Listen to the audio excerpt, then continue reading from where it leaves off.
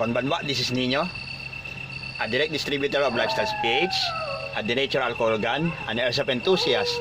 So, bago tayo magsimula dito sa panibagong segment na to sa remake na to, may ilang mga shoutouts na naman ang ilalathala natin sa screen. So, sit back, relax, and enjoy the show. God bless.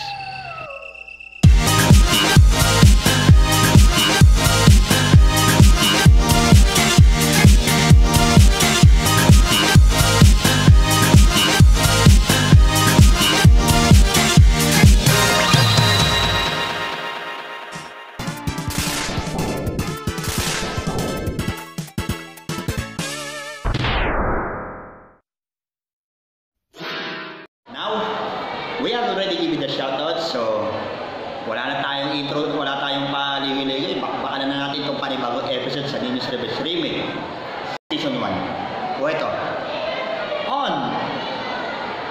on the interval 6 of Ninyo's Rebels Remake Season 1, known as The Deadly Seeds of Hate.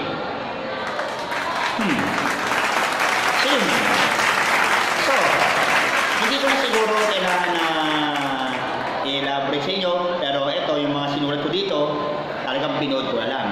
Kaya sasabihin ko lang lahat ng mga nakabuod dito para malaman, sasabihin ko rin kung anong pakahulugan ito. So ito, bakbayin na natin. So, poison isn't always something you eat or drink. It can be emotion, and hate is one of them. Eating you up inside and causing distraction. Do you have hate in your life? Yan ang unang tatanungin ko sa'yo. Meron ka bang galit sa buhay mo? So, I have to move out and draw fire on this before it fires on you and your loved ones.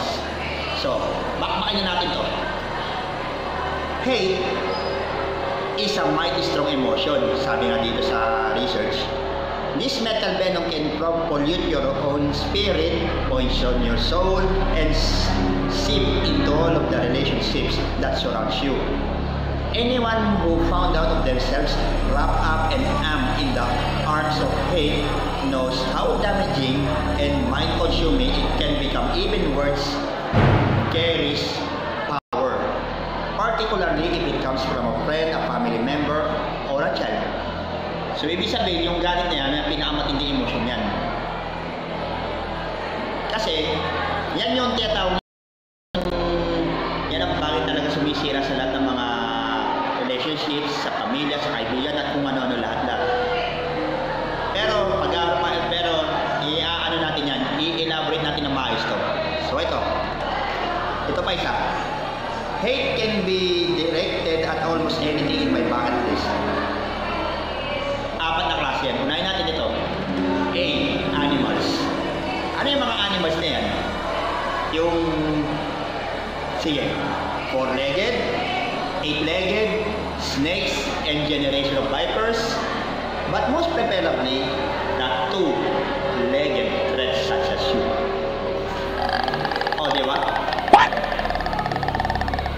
What the fuck? O, diba? Mali sila. Kasi, kung may hindi mo naman talaga gagawin hindi nila gagawin ng mag-hit sa isang tao, o sa isang bagay, sa hayop, kung hindi ginagawa ng hindi nila ginawa ng masama. Diba? Isa pa. Foods. Ayan, mga unhealthy eating habits, lahat-lahat, which lead to ailments. Halimbawa, ayaw nila ng kasi may mga pagkain na ayaw nilang kainin base sa kanilang mga religions, lahat. Alam na namin yung ano ibig sabihin ng ganyan. So, respeto lang talaga. So, jobs, eto. That are not related to the degree you had finished, Masters of Doctors. Ibig sabihin nun na yung trabaho na hindi naman talaga related sa mga natapos mo. Pero okay lang yan. Wala namang mismong may mga iba nga nagkagalit din sa ba't etong trabaho pinasok, hindi naman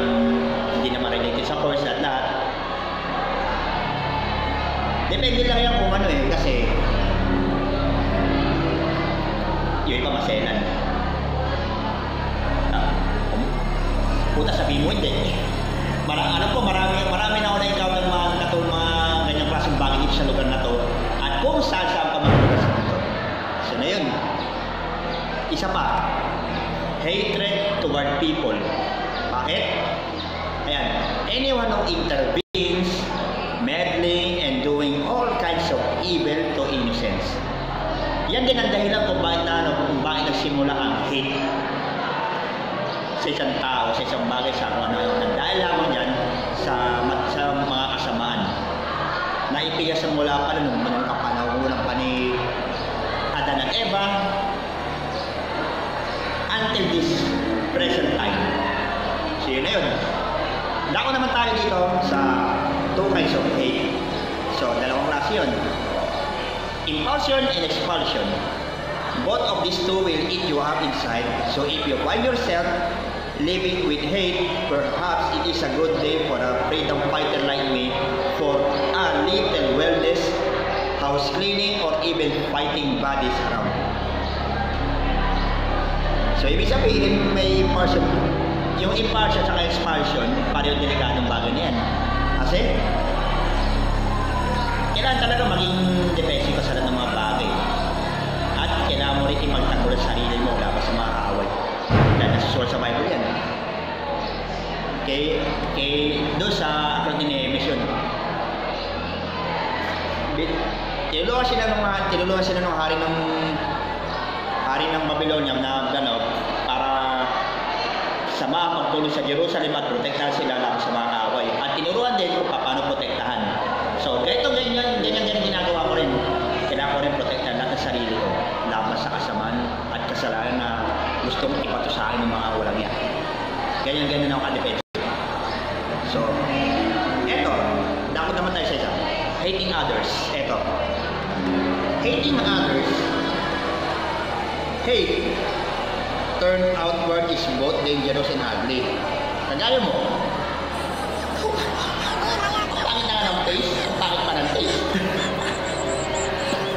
Ang kapal ng face. Ang kapal ng face. Oh my God! Hindi mo! Hate turned outward is both dangerous and ugly. It can motivate violent crime and damaging behaviors. At the heart of all hatred is blame. And this is particularly true for hatred turned outward. Ayan. When one feels like they've been seriously been wrong and violated or victimized by someone, their discontent and anger carries with the potential seeds of hatred, according to the quote from Siddhartha Buddha that has already stated. Ano sinabi nito? Ayan. Holding on to anger is like grasping a hot coal with the intent of throwing at someone else. You are the one who gets burned. So ito, parang lagi ko sinasabi sa inyo na para yung tipong ang ginawa mo na nga, naglaro ka na nga ng apoy, hayop ka, sinalima ko ng gasolina, sunod ka, sino nasunod ka yun? Siyempre, ikaw. Totoo hindi. Yung tipo, yung kasi mga yung kapag nakikita na medyo nasasapawan, na outnumbered, nagkakaroon ng hate, sasabihin, ano ba naman yung tao na? Teka.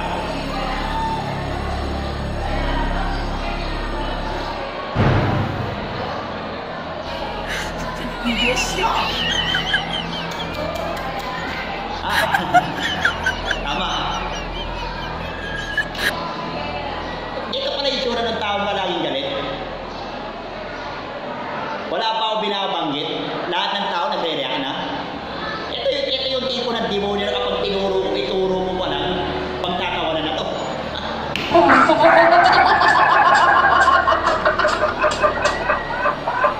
Pero, tama naman yung sinabi. Ito sinasabi ko lagi sa inyo.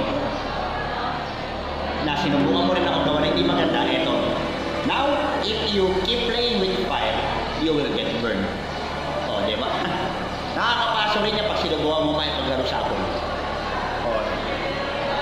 Getching mo na, Kiber. Sige, start na tayo. The antidote for hatred is definitely within your grasp. The hand that slaps you like in concrete also has a potential to become the hand that comforts. It all depends on how you chose to use that hand. It's either na yung medyo karinyong brutal na tinatan ng matindi sampal sa mga mooks na sobrang kapal mooks, just like you, demon. Okay? Kung ikaw mismong putok sa buong pindeo ka, ay lagi kang galit sa mga tao na nakakala mo sinatasasapawan ka, lahat. Kasi yung utak mo na yan, kasing kitid lamang ng hibla ng buhok ng pag-iisip mo. In other words, utak mo may ubo.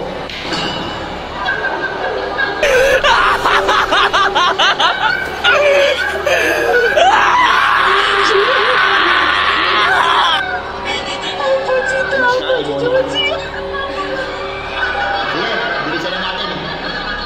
Bilisan na natin ng pag-ano. Ito sa inyo na to. Ito. However, you can control the feelings that can lead to hatred. Oh, by the way, this kind of word, hatred, or hate, has an acronym of the mindset you need to countermeasure. This disruptive emotional assault on your mind, body, and soul. Simple lang. Ibig sabihin pala, may mga yung word na hate, may acronym na hate. So, ito ang dapat na lagi mo at paatandaan mga kapatid. Sige. Think of hate, H-A-T-E, this way. Think of hate this way, comrades. H stands for healing. A, aggressive. T, thoughts. And E, emotionally. Pag binasa mo ng buo yan, healing, aggressive, thoughts, emotionally. So, yun na yun. Okay. At bago tayo magtapos sa tinatawag natin na vlog na to, may 5 bagay na dapat natin i-diffuse ang hatred. Kung baga sa laro na Counter-Strike o Crossfire, na kapag may nagtanim na C4, kailangan i-diffuse. Siyempre, pag hindi mo dinipuse, sasabo yan. Parang yung galit mo sa puso mo ngayon. So, may limang kaparaanan kung paano natin may dinipuse. So listen if you have ears. Larga. So, 5 steps to diffuse hatred. So, ito. When you begin to feel hateful thoughts, stop. Take a deep breath. Inhale. Exhale. Inhale. Inhale. Ang inukuha mo talaga eh. Ulit. When you begin to feel hateful thoughts, stop. Take a deep breath. Let it out very slowly and repeat in 4 to 5 repetitions. So, inhale. Exhale. Ganun lang lagi. Medyo palmay mo lang, naiisip mo ngayon. Sunod. Consciously challenge your irrational hate thoughts. So, ibig sabihin nun, yung lahat ng mga negatibong mga pag-iisip mo na yan, palitan mo ng mga positibong bagay na yan. So, in other words, wag puros nega ang pagpopokusan mo dyan. Tingnan mo naman yung mga positive sides. Gaya din sa attitude ng isang tao na pag-iisipan mo na hindi maganda. Aba, iyon sa mga ganyan. Baka, alam mo naman yung karma, bumaliktad, tama ka talaga. Diba? Ganon ang gagawin mo ngayon. Yung irrational hate thoughts, bawas alisin mo na rin yan. Palitan mo naman positibong bagay na yan. Tapos, number 3, replace those hateful irrational thoughts with calmer rational thoughts. Ayan, same banana iyo sa number 2 na lagi ko sinasabi, yung turn your negative thoughts into positive. Ibig sabihin nun, stay away from negative people. Iwasan mo lahat ng mga negative people yan. Sumama ka sa mga tao na parehong pag-iisip, yung like-minded na basta mga positibong tao na dapat mong samahan. Sa spiritual man, sa physical man, lahat. At kung saan lumalo ka ng dating dyan, basta sa mga positive na tao ka sumama. Tapos, next, if your feelings are directed to the other person, limit your contact with this person. Aba, ginawa ko na yan eh. Ilang beses na. Medyo, kapag hindi mo talaga, pag hindi mo talaga gusto ng isang tao, instead na mananakit ka na lang, iwas, kumbaga, lagi ko siya sabi, approach, avoidance. Approach, avoidance. Yan ang iuro doon sa general psychology books. So, ang ginawa ko dito, pag sa social media naman, pwede mo naman i-block o i-restrict. Ganun lang kasimple yan eh. Ilang beses ko na ginawa sa mga negatibong tao na mahilig gumawa na hindi maganda na katulad ng ewan ko, anong klaseng katawag pag-iisip mo na yan. So ibig sabihin nun, umiiwas ka sa mga tao na negatibo pag-iisip, yung walang may dulce na hindi maganda. Lalo pa lahat ng mga mukhang addict. Lahat ng puros na addict ka na kasama na pinaiira ng mga tao sa paligid. Iwasan mo yan. At higit sa lahat, alam mo na yan. Alam mo na ibig sabihin nun. Iwasan mo na lang. Tapos, number 5 is employ a distraction strategy to refocus your mind. Watch a movie, go for work, read a book, exercise. Ganun naman yan eh. Katulad ginagawa ko, magsasilent ka, mag-abal-abal, magsolo ka, maglaro ng crossfire, manood ng YouTube, lahat-lahat. At katulad ginagawa ko, pagbablog ko, para ma-refocus ko lang lahat ng mga bagay ng mga para matupad ng mga pangarap sa buhay. Kaya ibig sabihin nun, doon na sila mga 5 bagay na dapat mong gagawin sa buhay mo. So dapat gagawin ng 5 bagay na to para alam mo naman matipis ang galit ng isang tao. At maiwasan na rin lahat ng mga unwanted na individuals, lahat. Iwasan natin yan. No place of hate in this country or in this world. So yun yan. At meron pa pala ako na i-share sa mga about sa mga nangyayari sa buhay ko ngayon. At sa mga naglalaro ng airsoft, yung mga airsoft fans ko dyan, tika-tika muna tayo. Wala pa tayo maisip ng bago models. Busy tayo sa trabaho ngayon. At syempre, wag tayo puros negative mag-isip. So yun na yun.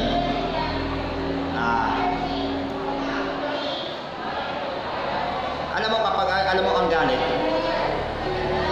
Kaya ako sabihin ko sa totoo, ako inamin ko sa sarili ko, kaya ako palagi may hate sa mga tao sa paligid. Kasi unang-una dahil sa kasamaan, dahil sa wala lang yung pinanaiti ka sa outward appearance, lahat kung ano mga ginagawa ko na lang, hinayaan ko na lang. Hindi ako yung tipo na tao na na magsisimula ng hindi katulad yung kaya beso sa inyo, kayong mga tao na hindi marunong gumawa ng mabuti sa kapwa,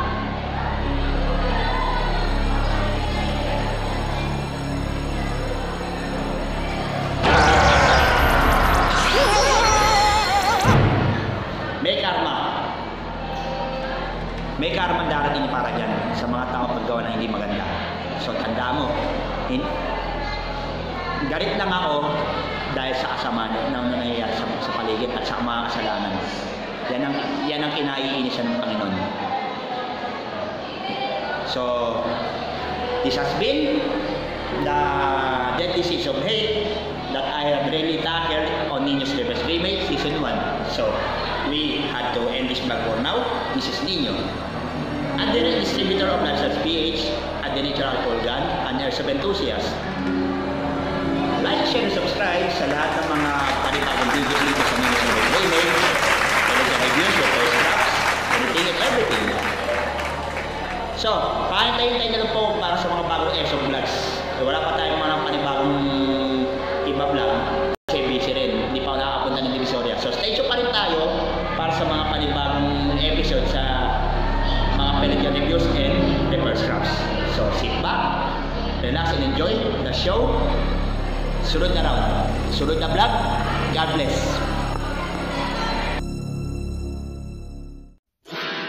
Yon. Pahabol na segment, may nagpapahabol na shoutout. Anong Hello po.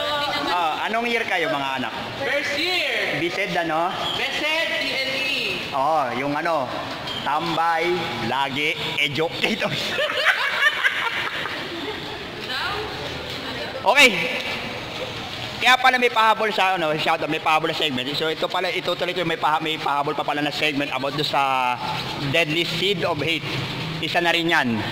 Ang mga medals na yan, at yung mga panay-silip na silip at yung mga gawain ng mga sekretary at sulsultan.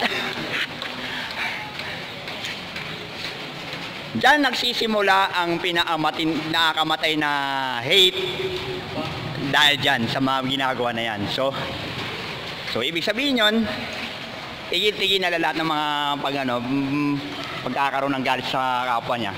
At wag nilang gagawa ng kasamaan. Bagos, sabi nga sa Bible, kay San Mateo, ibigin ang kaaway at idalangin ninyo ang lahat ng mga umuusik sa inyo.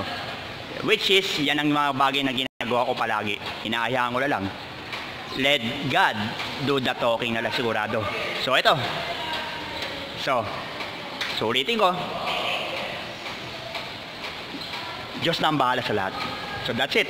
So, sit back, relax, and enjoy the show at abangan mga susunod na vlogs sa remake. God bless. Hindi ko rin napansin eh. Dapat hindi ako naging manhid sa damdamin nyo. Hindi, okay lang sa amin. Wag mo na lang kaming intindihin. Kaya naman, baka gusto nyo nang gumanti sa akin ngayon.